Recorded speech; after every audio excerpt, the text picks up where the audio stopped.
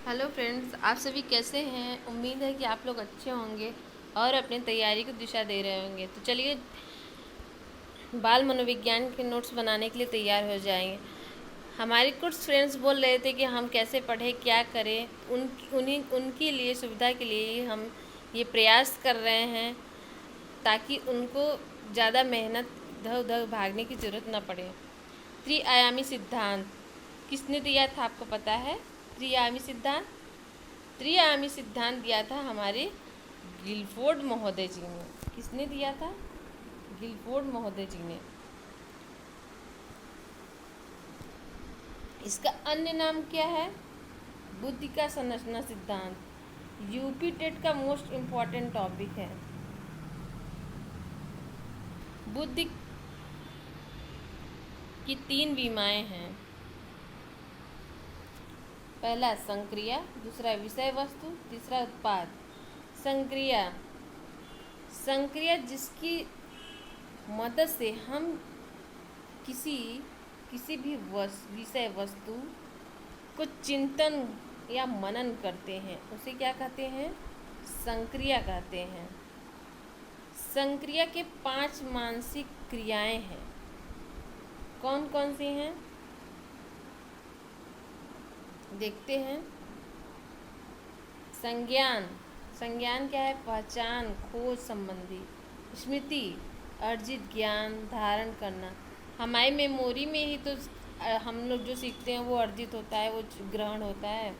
अब सारी चिंतन विभिन्न दशाओं के बारे में सोचना, जैसे अगर हम पास हो जाएंगे तो फिर हम क्या करेंगे, फिर ये वो, ये क्या है? अब सारी चिंतन है। अभी सारी चिंतन विभिन्न दशाओं से सोचते हुए एक ही बिंदु पर आना क्या है? अभिसारी चिंतन है। जैसे अगर अभिसारी चिंतन का एक उदाहरण दे, जैसे कि उसका एक ही उत्तर होगा। जैसे अगर हमें पर्यावरण दिवस मनाया जाता है, कब मनाया जाता है, तो आप कहेंगे 5 जून को मनाया जाता है। अगर हम कहें क्यों मनाया जाता है, क्या कारण है, तो आप इस विषय के में आप कई बिंदु बता सकते हैं। अगला है मूल्यांकन। चिंतन मनन की जाने वाली वस्तु के प्रति निर्णय क्या है? मूल्यांकन। विषय वस्तु संक्रिया करने के लिए जिन सूचना सामग्री का प्रयोग किया जाता है उसे क्या कहते हैं? विषय वस्तु कहते हैं। विषय वस्तु को 5 भागों में बांटा गया है। कितने भागों में बांटा गया है? 5 भागों में बांटा गया है। आप लोग को बाल मनोविज्ञान में अच्छा नंबर लाना है, इसी से ही आप लोग का नंबर गेन होगा। पहला है आकृति दृश्यात्मक, देखकर अनुभव करना, रंग रूप आकार के आधार पर। आकृति श्रवणात्मक, सुनकर जानकारी ग्रहण करना।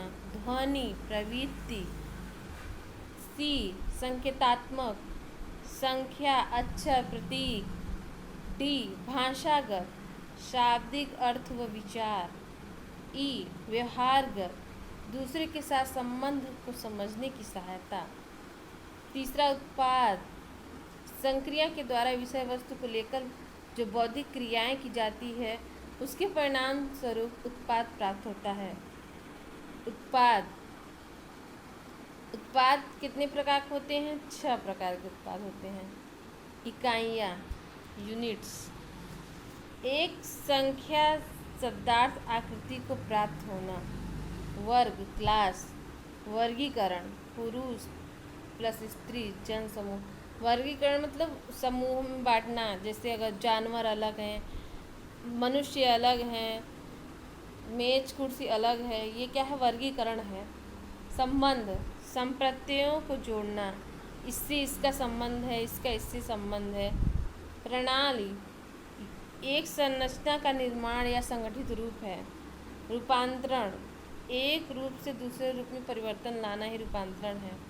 अनुप्रयोग विषय वस्तु के आधार पर निष्कर्ष निकालना। 1977 में गिलफोर्ड महोदय ने कोषों की संख्या दी थी 150, फिर 1980 में 180 दिया। इस समय मोस्ट इम्पॉर्टेंट है 180, एग्जाम में आए तो यही मारिएगा। अन्य सिद्धांत, बुद्धि का क का सिद्धांत दिया था हैड ने। हार्मी सिद्धांत दिया मैकडूगल ने। बुद्धि इकाई का सिद्धांत दिया स्टर्न जॉनसन ने। भाषा विकास सिद्धांत दिया चामोस्की महोदय ने। शील गुण सिद्धांत विशेषक हैं आलपोर्ट महोदय। उपलब्ध प्रेरणा की वैज्ञानिक है मेल्की मेंड।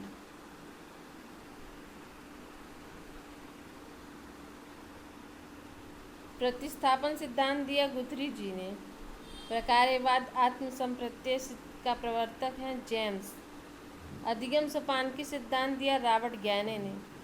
अधिगम कितने प्रकार का बताया है इन्होंने? 8 प्रकार का बताया है।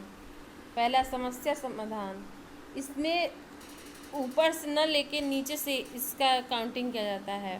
पहला है संकेत अधिगम, दूसरा है यसार सिद्धांत, उद्दीपक अनुक्रिया सिद्धांत जिसको बोलते हैं, श्रृंखला अधिगम, शाब्दिक साहचर, विभेदात्मक अधिगम, संप्रेरक अधिगम, सिद्धांत अधिगम। 8वां है समस्या अधिगम। इसका अंतिम चरण क्या है? समस्या अधिगम। अब प्राथमिक क्या है? संकेत अधिगम। Friends, thanks for watching my video.